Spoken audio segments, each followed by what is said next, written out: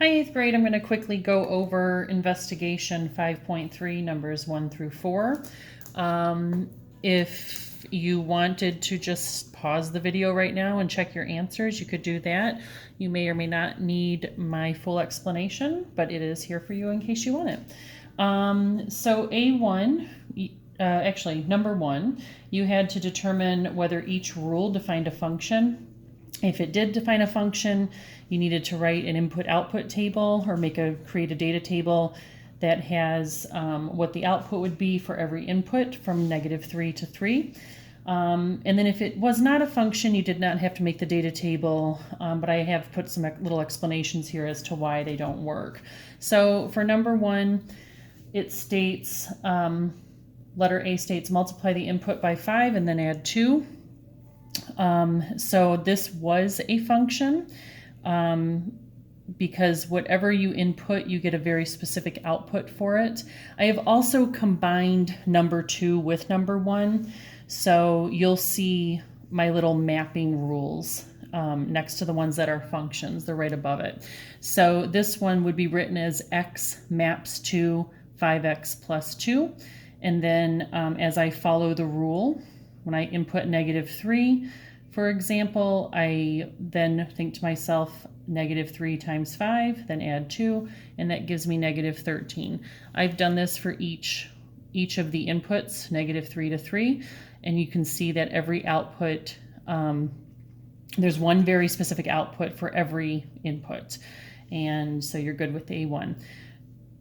For letter B, number 1, your function, or this is a function, it's x maps to x squared. And then your input-output table will look like this. And I've highlighted a couple of these because in our notes previously, we had talked about how there's a potential problem if you look at the output table and you see the same number appearing. So if the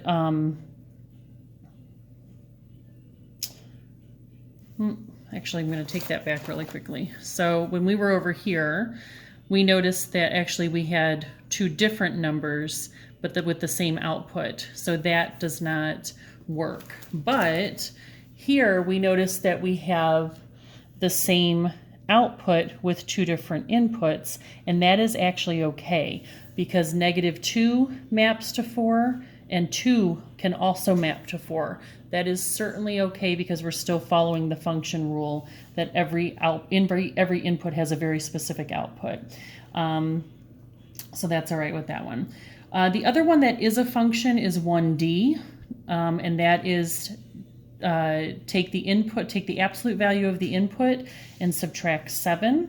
So that is a function because every input gives you a very specific output. This one has a couple of the same things happening here as well. So -3 gives me -4, +3 gives me -4. And that's just because of what happens with absolute value. You take the absolute value of anything, you're looking at the distance away from 0. So -3 and 3 are both 3 away from 0 for that. The 2 that are not functions, 1C and 1E, 1C had said when x is input, the output is a fraction larger than x.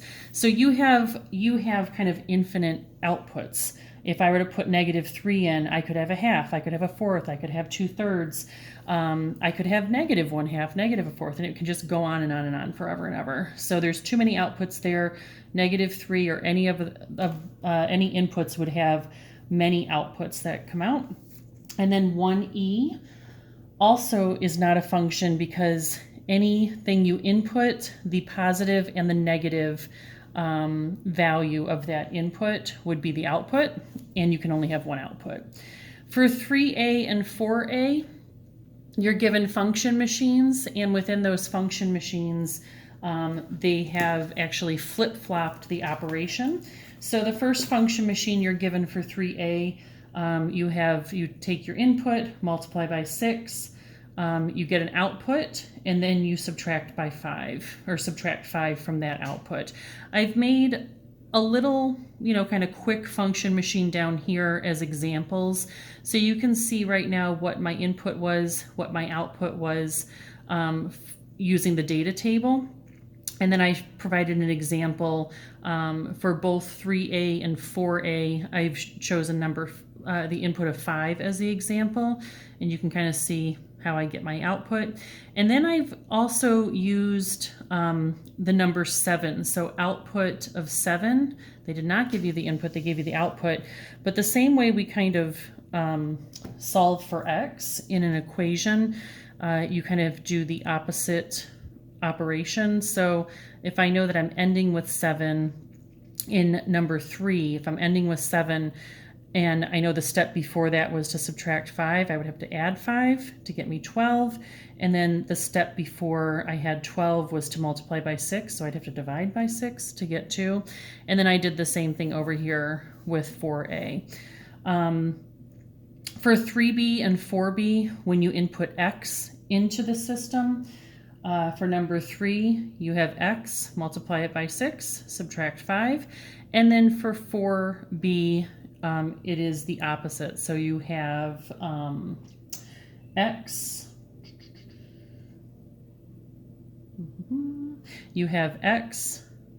subtract 5, and then you take that whole value and multiply it by 6. So it should look like this. If you have any questions, feel free to reach out. Otherwise, I hope you enjoyed a break today. If you needed to catch up on some things, I hope you were able to do that. Tomorrow there will be a video explaining the evaluation of the functions. So I will see you tomorrow. Bye-bye. Or I will speak to you tomorrow. Bye-bye.